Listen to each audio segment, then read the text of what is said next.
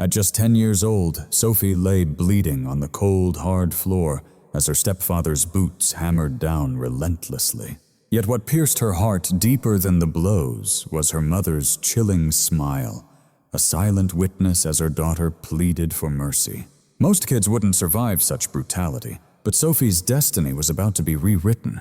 That night, as the cold wrapped the world tight, a steadfast German shepherd named Rex and his partner Officer Daniel Carter answered a desperate cry echoing through the darkness. What they uncovered beneath the bridge would break the silence, reveal a buried truth, and kindle hope in a place once ruled by fear. But before we dive in, tell us, what city are you joining us from tonight? The clock on the wall quietly ticked past 3 o'clock in the morning, inside a modest home on Maple Street, Springfield, Ohio.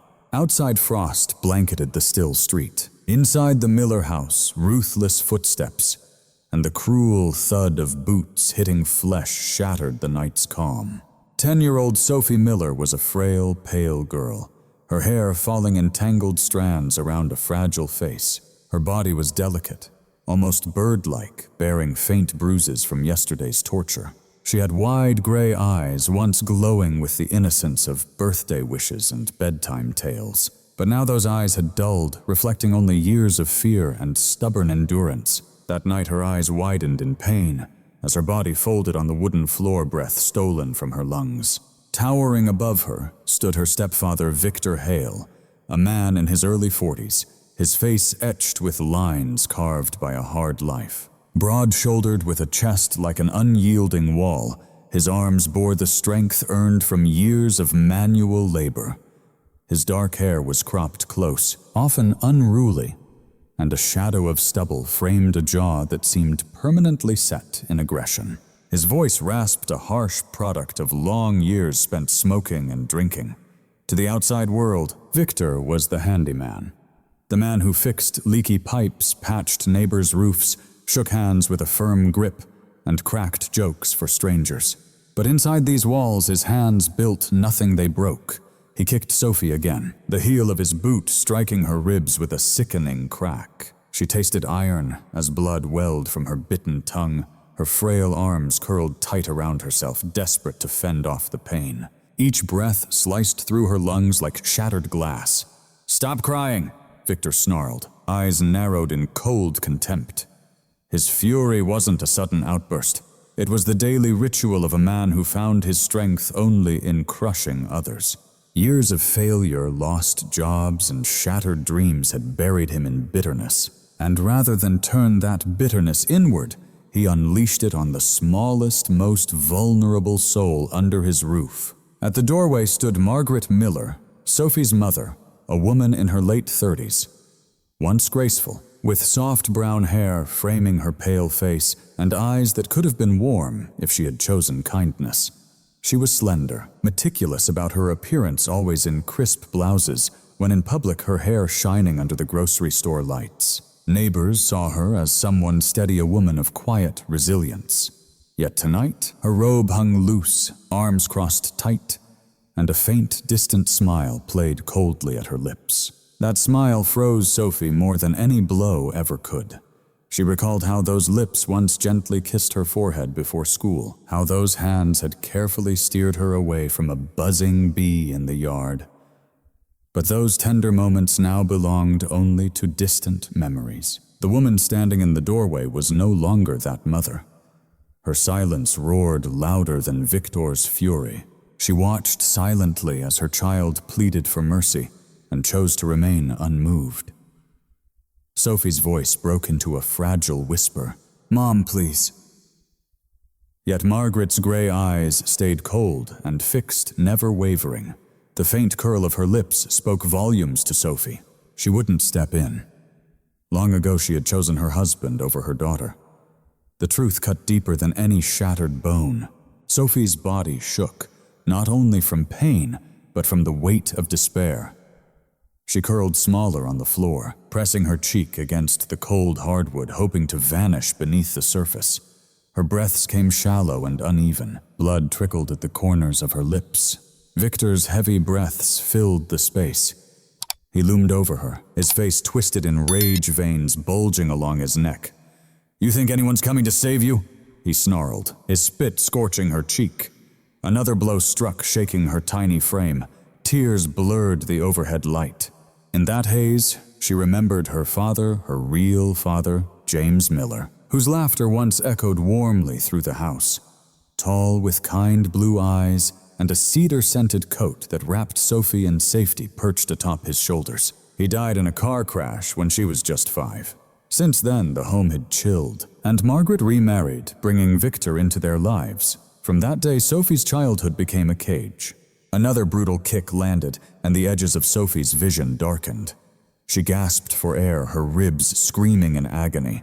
Her tiny fingers clawed into the floor, as if the wood could swallow her whole offering refuge. But no miracle appeared. Only the rustle of her mother's robe arms crossed, watching like this torment belonged to strangers. Something inside Sophie fractured more than bone, her trust shattered. She knew survival wouldn't come from her mother's mercy. If she wanted to live, she'd have to fight for escape on her own. Summoning every ounce of remaining strength, Sophie rolled towards the hallway, elbows scraping the floor, breath rattling fiercely in her chest. The agony was unrelenting, but fear burned stronger. Her bare feet slid slowly across the rug, inching toward the kitchen, and then the back door. Behind her, Victor cursed his steps, pounding as he chased after her. "You don't run from me." His voice cut sharply through the air. Margaret shifted just enough, stepping aside, letting the torment unfold, her robe brushing Sophie's arm as the girl crawled past. For a fleeting moment, Sophie grasped the fabric, yearning for any sign of protection. But Margaret recoiled, her faint smile lingering as if Sophie were merely a bother in her carefully controlled world. The kitchen loomed ahead, dark, empty, and cold. The linoleum chilled Sophie's palms as she dragged herself forward. Behind her, Victor's boots thundered closer each step, a relentless countdown. She reached the laundry room, the back door faintly outlined by the moonlight filtering through its glass pane. Her hand found the stiff knob. It resisted as always, but desperation fueled her strength. She twisted with all her strength, lifted and yanked. The door groaned in protest before finally yielding. A blast of winter air slammed against her face, sharp like needles pricking her skin. But to Sophie, it was the breath of freedom. She stumbled into the alley, bare feet aching on the cold asphalt, the night swallowing her whole in its icy grip. Her lungs burned fiercely, her vision wavered, yet she pushed forward. Behind her, the house stood silent, its door hanging ajar, a shadow framed faintly in the doorway. For the first time that night, Sophie felt a flicker of hope, not because her mother rescued her, but because she had chosen to rescue herself. Then the door slammed shut behind her. Snow drifted gently over the hushed streets of Springfield, Ohio, wrapping the town in a serene blanket of white. Street lamps cast weak glows, halos of pale light blurred by the steady fall of flakes. The world seemed wrapped in slumber, save for the crisp crunch of footsteps and the gentle jingle of a leash moving rhythmically down Maple Street. Officer Daniel Carter had walked this path countless nights before, yet tonight carried an unfamiliar weight. He was a man in his early 40s, tall, broad-shouldered, the build once honed on the football field, now chiseled by years of service as a dedicated officer. His dark hair cropped close, threaded with silver at the temples. A shadow of stubble lined his strong jaw, while his piercing blue eyes, sharp but weary, were set deep beneath a furrowed brow, the mark of years spent spotting danger in ordinary places. Daniel had served the Springfield Police Department for nearly 2 decades. Townsfolk respected him as calm, dependable, and patient, yet those closest knew the quiet grief he carried.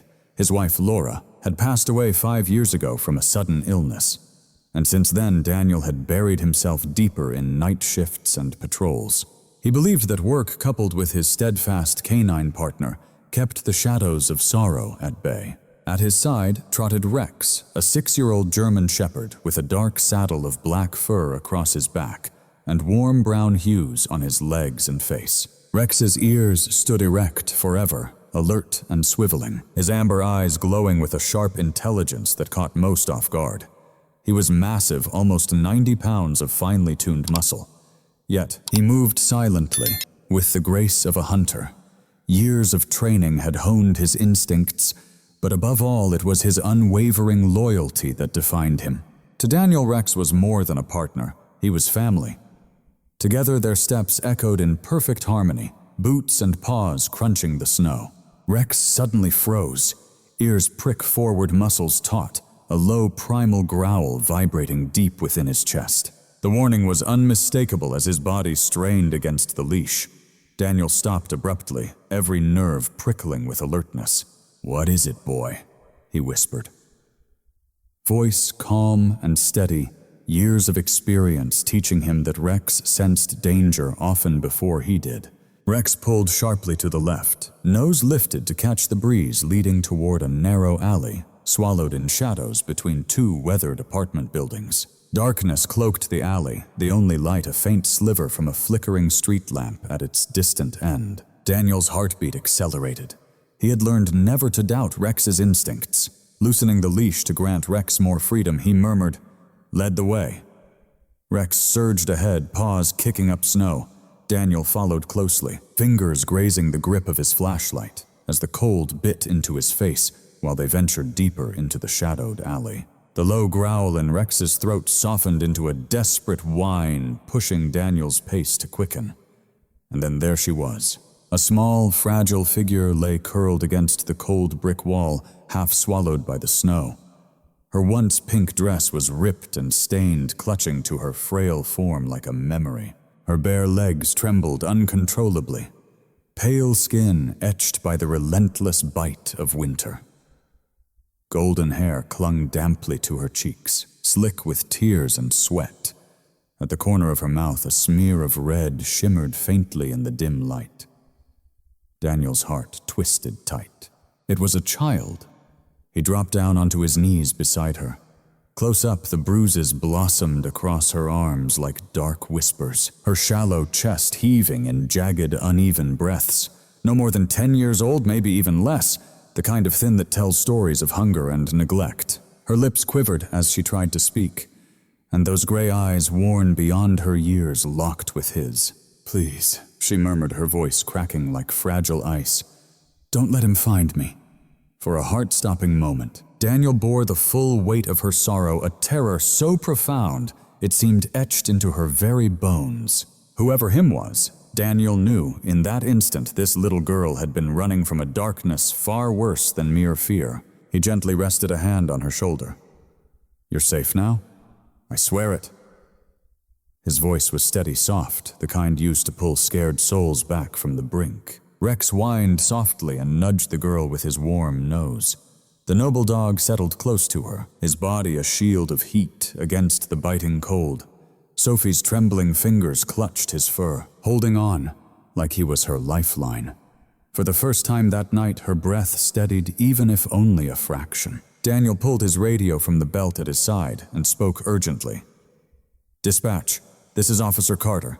I'm at Maple and 8th near the back alley of the old hardware store. Need EMS immediately. Pediatric female, approximately 10 years old, multiple visible wounds, possible internal injuries. Immediate transport required." The radio crackled with the reply. "Copy that. Unit en route." Outside, the snow fell heavier now, dusting Daniel's jacket and melting into his collar, but his focus never wavered. His eyes studied the child. Her fragile frame, the torn dress, the blood on her lips, and his jaw clenched tight. He had seen neglect before.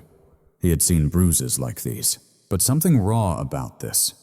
Her silent plea not to be found pierced him deeper than any wound. "Stay with me, sweetheart," he whispered. "Help is coming." Tighter still, she clung to Rex, burying her face in the thick warmth of his neck. The dog remained perfectly still, allowing her to hold on for as long as her spirit needed. His ears flicked at every distant noise, but his unwavering gaze never left her. Minutes later, a distant siren shattered the night's quiet, swelling louder until red and blue lights flickered along the alley's walls. The ambulance skidded to a stop, doors flung wide. Two paramedics sprang forward, their boots crunching on ice. One was Angela Ruiz, a woman in her late 20s, petite, with olive-toned skin, her dark hair tied back in a tight bun. Small in stature, but commanding in presence. Her sharp brown eyes radiated focus and calm. Since graduating from nursing school, she'd worked in emergency medicine. Though young, she carried the steady composure of someone who had stared down too much pain already. Her partner, Tom Bradley, was in his mid-50s, a face weathered by time-silver hair and a thick mustache that softened his gruff appearance when he spoke. A seasoned medic with nearly 30 years under his belt, his sardonic humor balanced by steady hands in the fiercest storms. Together, they moved with the seamless precision of a team perfectly in sync, each trusting the other's every move. Angela knelt beside Sophie, her gloved hands tender and reassuring. "Sweetheart, can you hear my voice?" Sophie flinched at first, but then Rex nudged her gently, coaxing her eyes to blink open. Tom unfolded a stretcher with practiced ease, setting it down with a firm snap. "She's hypothermic, could be fractures," he murmured. "We need to get her inside." Daniel supported Sophie carefully, his strong arm surprisingly gentle for a man his size. She whimpered softly, her ribs aching with every breath, but Angela's soothing whispers calmed her. Rex trotted alongside, watchful and protective, his gaze locked onto the child. Inside the ambulance, Sophie was laid onto the stretcher. Monitors began beeping, coming alive, as Angela wrapped her in warm blankets and secured an oxygen mask. Daniel climbed in behind her, and Rex, defying protocol, leapt gracefully inside, settling himself protectively at Sophie's side. Tom opened his mouth to protest, but when he saw how Sophie clung desperately to Rex's fur, he simply shook his head. "Seems like he's family tonight." The ambulance engine roared tires, hurling slush as it sped away. Sophie whimpered, eyes darting with fear. "He'll find me, he always finds me," she murmured. Daniel leaned closer, voice steady and unwavering. "No one's going to hurt you again. Not while I'm here." His gaze flicked to Rex, whose head rested gently against Sophie's side, adding silently, "Not while he's here either."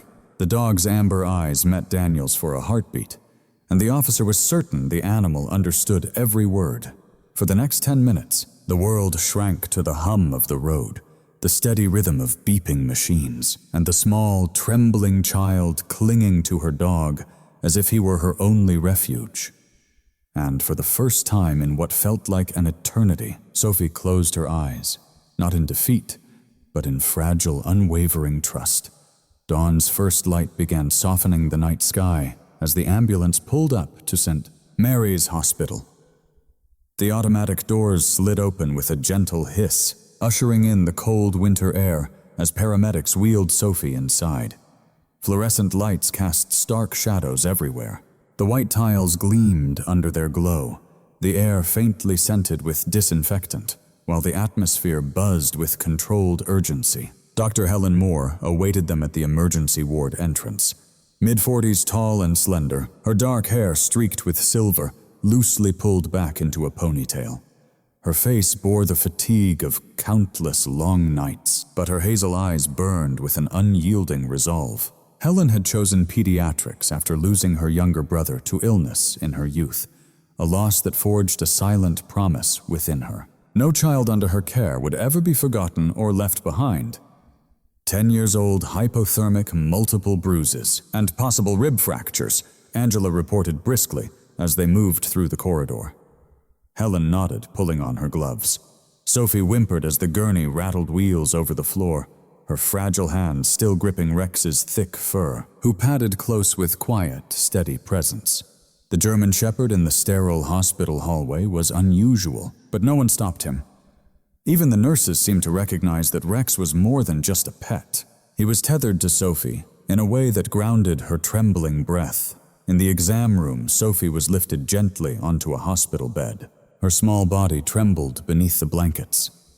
Dr. Moore bent low, her voice soft but unwavering. "Sweetheart, my name is Dr. Helen." Her tiny frame trembled beneath the hospital sheets. The doctor leaned in, her tone gentle yet resolute. Darling, I am Dr. Helen. You're safe now. I promise you that. I just need to see where it hurts all right. Sophie's steel-gray eyes flickered with nervous uncertainty, but Rex rested his heavy head calmly on her lap, steadying her. She gave a fragile nod. As Helen began her gentle examination, the harsh reality became unmistakably clear.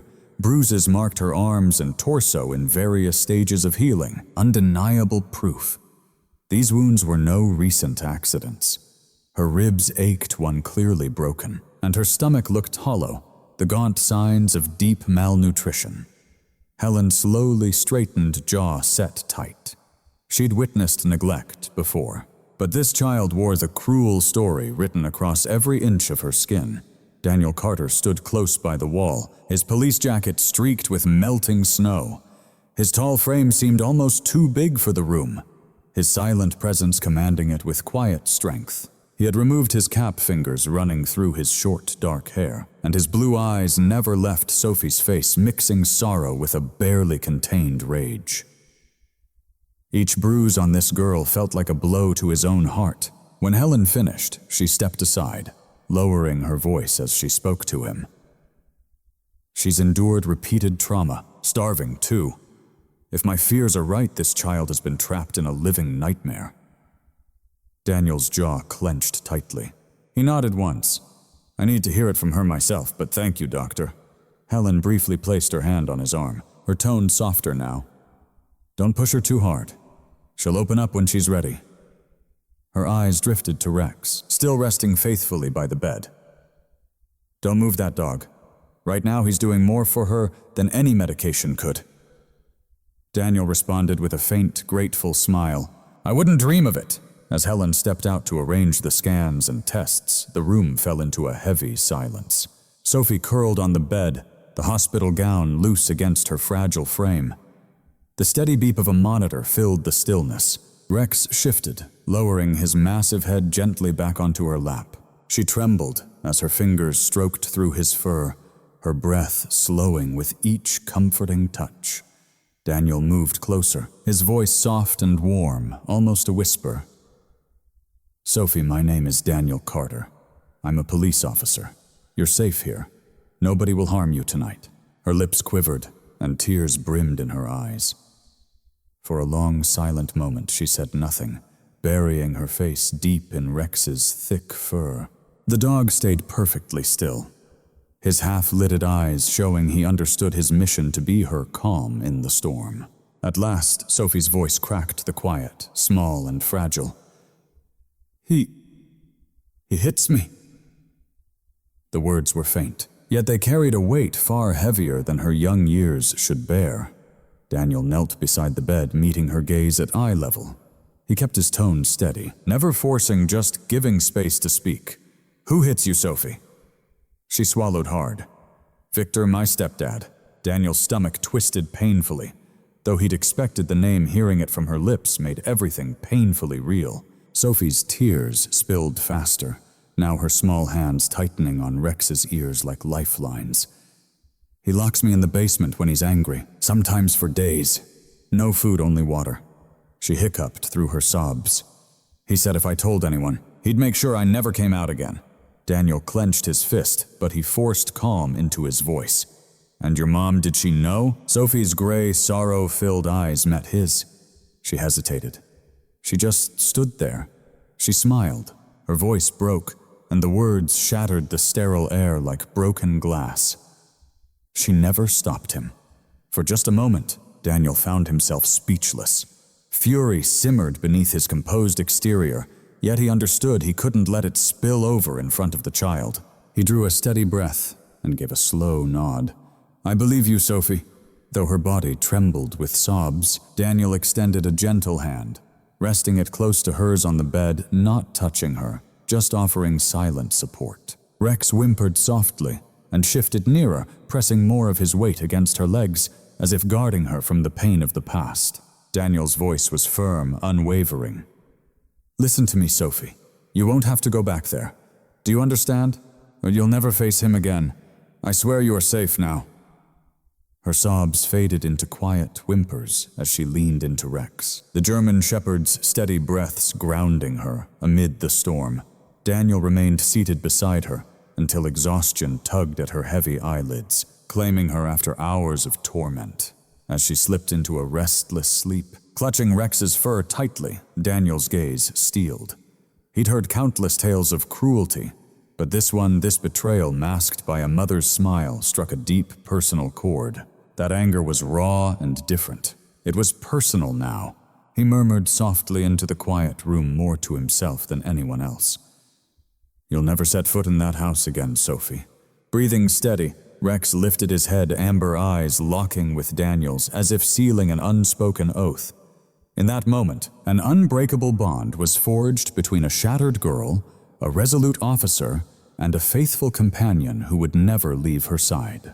The morning after Sophie's confession dawned heavy with grim resolve for Officer Daniel Carter. He had listened to too many broken children over the years, but Sophie's story, the bruises, the hunger, the freezing basement, and the empty smile of her mother cut deeper than anything before. By first light, he had already submitted for a search warrant. The judge, Harold Keene, a stocky man with weary eyes, signed it without hesitation. Harold had reviewed Daniel's reports before and trusted his judgment. Yet as he handed over the warrant, his expression was grave. "You know exactly what's waiting for you, Daniel. Be ready." Daniel nodded silently. Rex, steadfast at his side, sensed the tension. Ears pricked, amber gaze sharp as if already hunting. By early afternoon, 2 squad cars pulled up to the unassuming Hale residence on Maple Street. The snow had been cleared from the driveway, but the windows were cloaked in darkness curtains, drawn tight as though to shut the world out. The house looked like any other family home, neatly painted siding, a porch with 2 rocking chairs. But Daniel knew the bitter truth Sophie had whispered. Evil often wears the mask of ordinary. Detective Mark Hollis stepped out of the second car. In his early 50s, a broad-shouldered man with thinning blonde hair and a thick mustache curled slightly at the tips. His face bore the permanent squint of countless battles against lies and betrayal. Known for blunt honesty, Mark had little patience for pretense, but his heart softened around children. Years before, he had lost his own daughter in a car crash, a grief he rarely spoke of, yet it shaped his fiercely protective approach to cases involving kids. "Ready?" Mark asked, adjusting the strap on his bulletproof vest. Daniel gave a brief nod. "Let's finish this." They moved toward the front door, Rex pulling gently against his leash. His hackles rose instinctively. Daniel knocked with deliberate force. The door swung open, revealing Victor Hale filling the entrance. He matched Sophie's description perfectly. Early 40s, tall and broad-shouldered, with a rugged jaw shadowed by stubble. His eyes, a pale gray, bore into them with simmering hostility. Clad in a snug flannel shirt stretched over his chest, his sleeves rolled up to reveal thick, muscular forearms. "What the hell's going on here?" He growled, his voice roughened by years of smoking. "You have no right," Victor declared. Daniel raised the warrant firmly. "We do, Victor. Step aside." Behind him, Margaret Miller appeared, her robe tied neatly, hairstyled in its familiar soft waves. To any onlooker, she looked the epitome of a composed, respectful wife, but her eyes widened in stunned disbelief. "What's happening? Why are you here?" Daniel's voice was calm, yet firm and unwavering. "We're here to conduct a search." Victor's fists clenched tightly. "This is my home," Victor growled. Mark stepped forward, his mustache twitching with resolve. "Not anymore, Victor. Move aside or we will move you." For a tense heartbeat, Victor seemed ready to resist, coiled and rigid jaw clenched tight. But then he cursed under his breath and stepped back. Margaret gently touched his arm, playing her part as the confused wife. As officers fanned out through the house, Rex strained against his leash nose, working frantically. He yanked Daniel down the hallway, claws scraping the wooden floorboards until they reached a door at the far end. The door was locked, the wood scarred with deep scratches. Rex lowered his head, inhaled sharply, then erupted into a furious bark that echoed through the walls. Daniel's chest tightened with a familiar dread. He had seen Rex like this before, only when secrets or danger lurked beyond. "Get it open," Daniel ordered. Luis Hernandez, a young patrolman with a close buzz cut and rolled sleeves showing off strong arms, stepped up with a crowbar. With a grunt, Luis pried the lock loose. The wood splintered, and the door swung open, unleashing a wave of damp, musty air mixed with a metallic tang that clung to their throats. The basement stairs plunged into darkness, lit only by the weak beams of their flashlights. Concrete walls stained by time loomed around them. Mildew thickened the heavy air. Rex charged down first, his nails clicking sharply on each step. He halted midway, nose lifted, as he sniffed the heavy air, then barked sharply once again. Daniel descended, Mark clutching his side close behind. Their lights searched the basement, revealing a chilling scene that twisted Daniel's stomach. Chains hung cruelly from the walls, one with a frayed rope knotted in cruel intent. A worn belt lay discarded on the floor, cracked leather stained dark with age. A broken wooden chair sat forlornly in a corner, one leg snapped off, as if someone had desperately struggled against it. In a crumpled heap by the wall were children's clothes. A faded tee with a unicorn print socks stiffened by old blood, and a pair of shoes so small they could only belong to a child. "God," Mark muttered, voice thick with emotion, his flashlight trembling in his grip. Daniel's jaw clenched, tight knuckles whitening as he gripped his flashlight. He forced slow, steady breaths, commanding calm even while fury burned inside him like an untamed blaze. Upstairs, Victor's voice rose sharply. "You're twisting the truth. She's fabricating everything." Daniel climbed up the stairs, his face cold and hard as stone. "We found the basement, Victor. The ropes, the clothes, the belt." Victor sneered, fists curling fiercely. "Kids lie." She's always been a whirlwind of emotion. Margaret stepped forward, her voice steady, almost detached. "Sophie's imagination has never run short. She spins tales just to draw attention. You can't believe a word she utters." Those words cast a chilling silence over the room. To hear such cold dismissal from a mother unsettled even the toughest officers in the room. Mark snapped a pair of handcuffs from his belt. "Victor Hale, you're under arrest for child abuse, unlawful confinement, and assault." He gripped Victor's wrist tightly, clicking the cuffs shut. Victor struggled, his muscles taut with resistance, but 3 officers pinned him against the wall until he stopped fighting. Daniel glanced at Margaret, who stood with her arms crossed, lips pressed into that faint, condescending smile. "And you," he said, his voice cold as steel, "you watched this and let it happen." Her eyes flickered briefly, but her tone remained steady. "I did what I needed to do. That girl, she's prone to exaggeration." Daniel's fist clenched at his side, every fiber screaming to argue, to shout, but he held himself back, forcing calm. "A jury will hear the truth of what you did or didn't do." Margaret simply shrugged, as if the whole ordeal were nothing but a nuisance. Rex let out a deep, guttural growl, his gaze locked on her.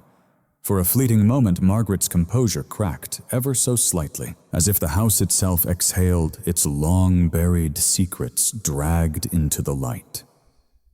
At last, the silence of the house was broken. After Victor Hale was led away in handcuffs, the air inside felt raw, as though its walls were exhaling the weight of all the secrets they'd been forced to hold. The search team moved with purpose from room to room, photographing, collecting, and cataloging every piece of evidence. The basement remained the darkest scar of all, its concrete walls swallowing the drone of police radios. Rex prowled faithfully beside Daniel Carter, claws scraping the damp ground, his nose twitching as he sniffed every shadowed corner.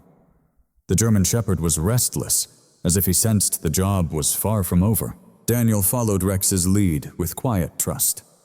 Fatigue weighed heavily on him, the burden of Sophie's confession, and the horror of the basement pressing down. Yet Rex's alertness reminded him that sometimes it's the smallest details, the overlooked corners, that hold the loudest truths. "Easy boy," Daniel whispered. "Show me what you found." The dog moved over to a wall lined with wooden shelves. Old jars, dusty boxes, and tangled extension cords filled the shelves. Rex circled once, then lowered his head, pawing at the lowest plank. A low, rumbling bark pushed through his chest. Detective Mark Hollis stepped closer, flashlight cutting through the dark. "What is it?" Rex Daniel crouched beside him, pushing a box aside. A small cloud of dust rose up. The shelf looked ordinary, until Rex pressed his nose against the corner seam, whining insistently. Daniel pressed his hand to the wood, then gently tapped it. The sound was hollow. "Help me move this," Daniel commanded. One of the younger officers, Karen Blake, stepped forward. She was in her late 20s, tall and lean, her blonde ponytail tucked neatly under her cap. Karen was a fresh face on the force, but she'd built a reputation for sharp instincts and unwavering courage. She planted herself beside Daniel, and together they heaved the shelving unit aside, scraping loudly across the floor, revealing a narrow gap in the wall, no bigger than a shoebox.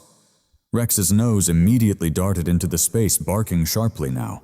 Daniel reached out, pulling a small, worn notebook from the depths of the pile. Its cover was tattered, edges curled from years of tender handling, emitting a faint scent of mildew. A heaviness gripped Daniel's chest. He knew exactly what this was before he even cracked it open. He carefully turned the cover, revealing the scrawled handwriting of Sophie Miller, filling the lined pages with innocent yet haunting words. The lines staggered unevenly, some smeared where tears had fallen. Daniel glanced over one page, then another, his throat constricting as the truth unfolded. June 3rd, he locked me in the basement again. My hunger gnawed at me. My stomach ached. I counted spiders just to stay awake. July 14th. He struck me with the belt. Mom stood by the door and smiled. August the 29th. I wish Dad was still here. Maybe then he'd hear my cries. Each entry stood as a testament, a fragile piece of a little girl's heart desperately preserved through words. Some pages bore faint marks, dried blood from split lips, or the smudges of dirty fingers clutching a pencil in the shadows. Mark Hollis leaned in his mustache, twitching as he peered over Daniel's shoulder. "God Almighty," he muttered, his voice rough with disbelief. "This is everything." Daniel nodded, jaw clenched tight. He turned another page, dates matching Sophie's bruises and pain nights whispered in fear. It was as if she felt no one would listen unless she left these words behind. Karen's eyes shimmered with unshed tears, but she blinked swiftly, forcing herself back to professionalism. She was gathering proof, she said softly, even if she didn't fully realize it. Daniel closed the notebook gently, his strong hand enveloping it as if it were the most delicate treasure he'd ever held. "This goes straight to evidence. No copies, no mistakes. This is her voice, and it will echo." Upstairs, Margaret Miller sat rigid at the kitchen table, her robe wrapped neatly around her, a picture of unsettling composure for a woman whose world had just shattered with her husband's arrest and the police's intrusion. When Daniel stepped in with the notebook, Margaret's gaze flickered for a moment, then hardened like stone. "What's that?" "A journal," Daniel said, icy cold. "Your daughter's journal. She documented everything, dates, injuries, all the horrors she endured. Every page aligns with the evidence." Margaret's lips curled into a faint, cruel smile. "She fabricates stories. Always has. You can't trust the words of a frightened child." Mark Hollis cut in sharply, his voice ablade. "Don't insult us. This isn't some made-up tale." Her bruises matched the words, the fractures, the malnutrition. "This book is truth, etched in her own trembling hand, and it condemns the two of you." Margaret's face remained unbroken, hands folded primly, voice ice cold. She wrote only to draw attention. She envied the life Victor and I built. Kids exaggerate.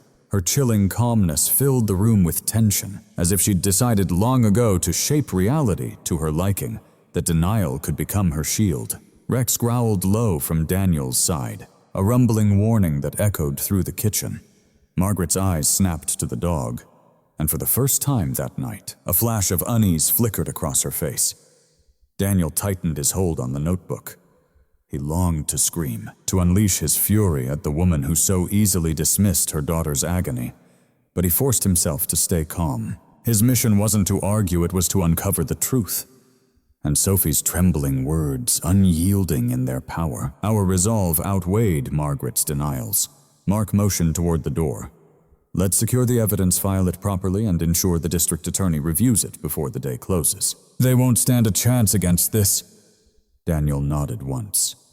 Sophie's voice would no longer be silenced. As the officers collected the final pieces of evidence, Margaret remained still, her gaze locked on the distant wall. Her face betrayed nothing, but her quiet held more weight than any outcry. Rex stood firm, ears perked high, amber eyes laser-focused on her. In the hush, his presence spoke volumes like a living judgment, a guardian who had unearthed the hidden truth. The notebook. Those delicate pages adorned with Sophie's uneven handwriting transcended mere paper. It became a testament to her resilience, the echo of her silent pleas when no one came to hear her. It stood now as the weapon that would tear apart every lie Margaret tried to weave. The Franklin County Courthouse loomed like a fortress of stone and glass rising proudly in downtown Columbus, Ohio. Its marble steps shimmered beneath the gentle winter sun columns, towering and majestic, as if to remind all who approached that justice reigned supreme. Inside, the air thrummed with the murmurs of voices rustling papers and the anxious footsteps of families waiting for truth to unfold. Today the courtroom filled quickly, not from idle curiosity, but from a story rippling through Springfield and beyond. The tale of a young girl whose pain was hidden behind polished curtains and courteous smiles. At the heart of this storm was Sophie Miller, just 10 years old, dressed in a simple navy blue dress provided by social services. She sat quietly on a wooden bench, small hands clenched tightly in her lap. Her blonde hair was neatly brushed through soft curls still framed her temples. Her cheeks appeared pale, her gray eyes wide with anxious anticipation. Beside her stood Officer Daniel Carter, broad-shouldered and spotless in his uniform, his silver badge gleaming beneath the clinical fluorescent lights. His calm authority radiated outward. Though his jaw was tight, his piercing blue eyes never wavering.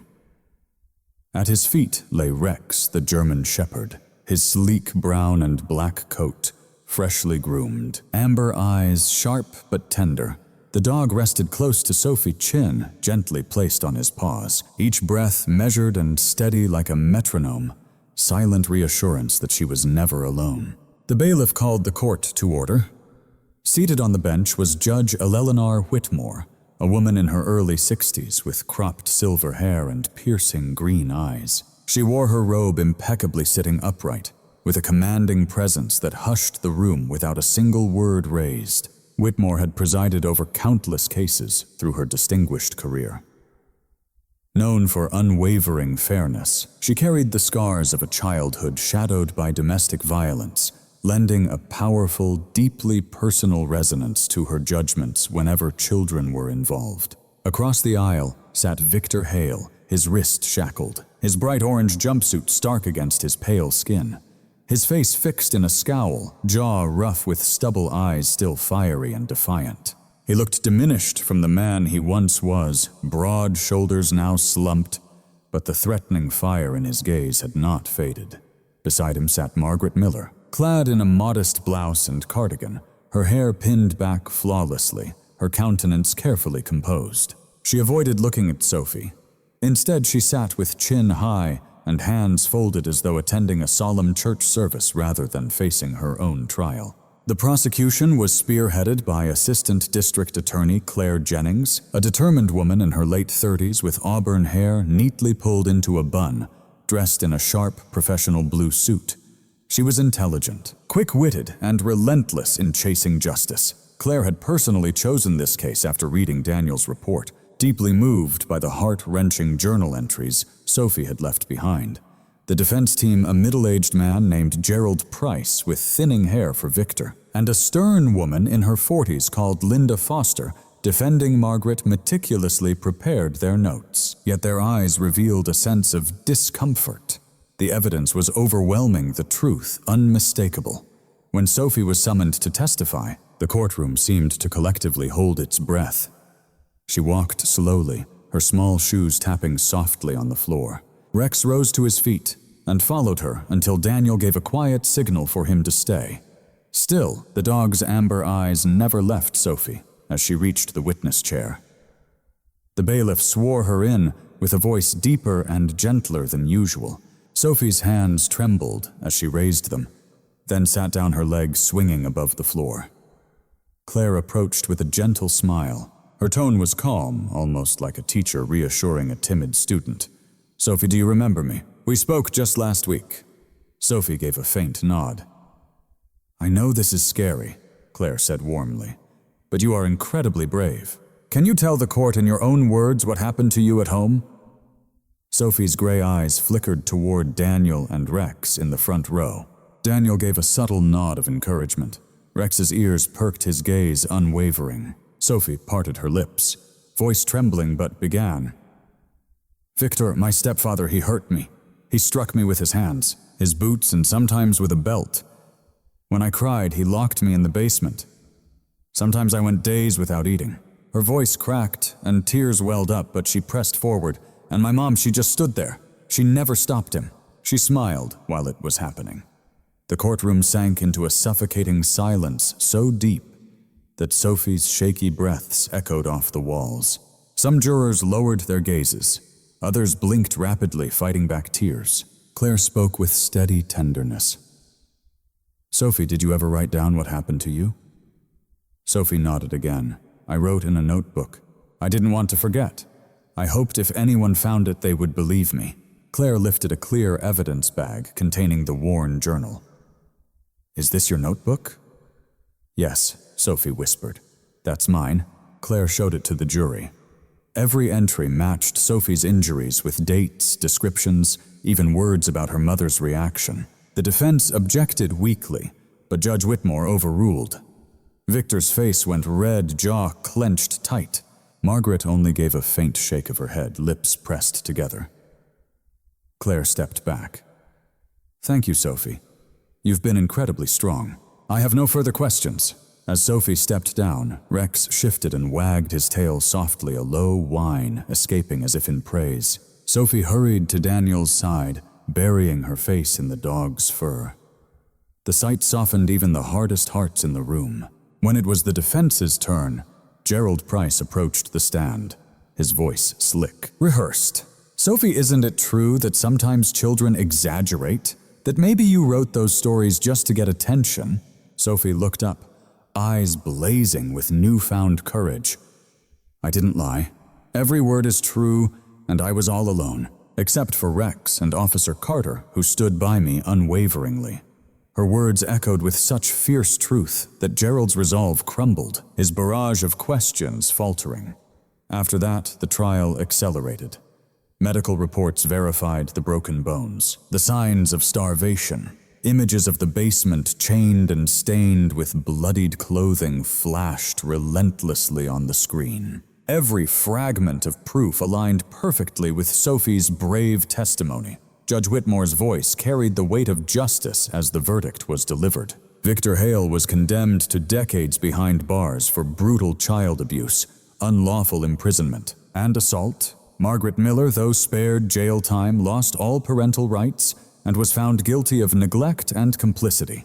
The gavel fell, and for the first time, Sophie was not a forgotten soul left in the darkness. She was a voice that could no longer be silenced when the world finally heard. As the courtroom emptied, Daniel knelt beside her, Rex close at her side. "It's over now," he whispered gently. "You will never have to return to that place." Sophie clung to Rex's sturdy neck, her tears soaking into his thick fur. Never before had they been tears of freedom rather than fear. Spring surrendered to summer in the tranquil neighborhood of Cedar Grove, where maple trees lined the streets and children's laughter drifted through backyards. The homes here weren't grandiose, but they were lovingly maintained lawns, immaculately trimmed porches freshly painted each spring, flower boxes bursting with vibrant hues. This neighborhood held a quiet faith that kindness could still flourish, and behind one white fence with a gate that creaked softly lived Sophie Miller. Months had passed since the trial. The fragile little girl who once trembled beneath bruises and silence now stood stronger. Her golden hair swept back in soft waves, her cheeks flushed with a healthy glow. Scars still marked her skin and heart, but her smile came easier now, lighting up her gray eyes with new hope. Sophie had been placed with the Harveys, a foster family who had called Cedar Grove home for more than 2 decades. Martha Harvey, a warm woman in her late 40s, wore her chestnut hair in a casual bun. Her gentle brown eyes carried the kind of softness that could soothe even the darkest moments. Tall and slightly round, her laughter echoed through the house like a melody.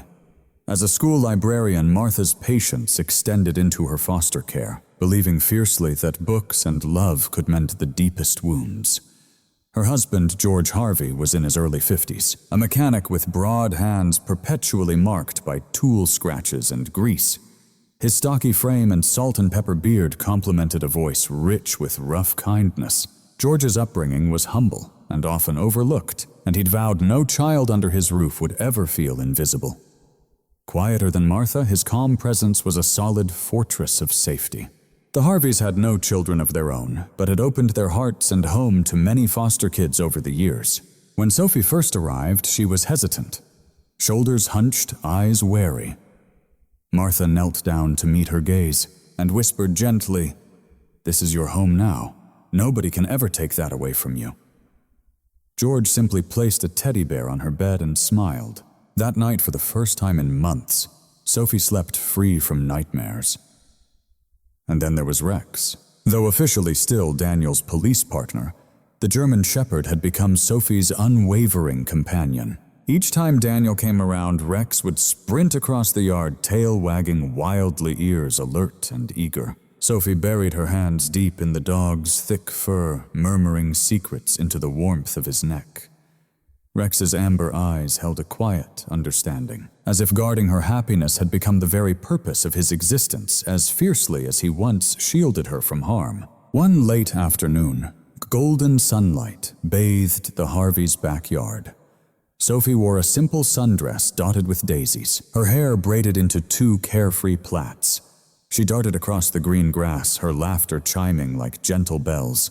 Rex thundered after her, his paws pounding the earth, his bark low and playful. Sophie spun around, giggling as Rex lunged toward her, then suddenly skidded to a stop and flopped onto the grass with theatrical flair sparking another burst of joyful laughter. From the porch, Daniel Carter observed his tall silhouette, leaning against the railing. He'd swapped his uniform for a simple shirt and jeans, yet the sharpness in his eyes never faded. The sorrow that once cast a shadow over his face still lingered. But as he watched Sophie run alongside Rex, a gentle warmth returned a feeling he believed lost forever. Martha stepped outside, carrying 2 glasses of lemonade, her smile wide and genuine. "She's doing better, isn't she?" Daniel nodded, his voice quiet but full of hope. "Better than I ever dared to dream. She's a whole new child here." George joined them, wiping his hands with a rag, the faint smell of motor oil clinging to his clothes. He crossed his arms, his expression thoughtful. "It took some time for her to trust, but Rex, that dog broke through faster than any of us could." On the lawn, Sophie knelt, wrapping her arms around Rex's thick neck. The dog leaned in his tail, sweeping contentedly. Daniel exhaled deeply. "He'll never leave her," Daniel said softly. "He made that choice the very night he found her." The 3 adults fell into silence, eyes fixed on the girl and her loyal companion framed by the warm glow of evening light. Later, as twilight painted the sky lavender, Sophie sat on the back steps with Daniel and Rex. She sipped her lemonade thoughtfully, her legs swinging gently. Her voice was small when she asked, "Do I have to go back ever?" Daniel shook his head with quiet resolve. "No, Sophie, you will never go back there. You've got a new home now, and you'll always have me and Rex." Her lips curved into a tentative smile. "Promise." Daniel placed his hand over his heart. "Promise." Rex barked once, sharp and true, as if to seal the vow. For Sophie, the shadows of her past would always linger, but she was no longer alone in facing them. The girl who once lay bleeding on the cold floor of a cruel home now ran freely in sunshine, her laughter driving away the darkness. She had discovered something stronger than fear, a new family justice that listened, and a friend who would never abandon her. Sometimes God's miracles don't arrive with thunder or flame. Sometimes they come on four paws with warm eyes and an unbreakable heart. Sophie's rescue was not just justice. It was proof that even in the darkest hours, God sends help through unexpected messengers. Whether it's a kind-hearted officer or a faithful German shepherd, and maybe in our everyday lives, we too can be someone's miracle, showing compassion, standing up for what's right, choosing love when silence would be easier. If this story moved you, please share it with someone who needs hope. Leave a comment below and subscribe to our channel so more voices like Sophie's can be heard. May God bless you and your family, protecting you with unwavering strength and wrapping you in love today and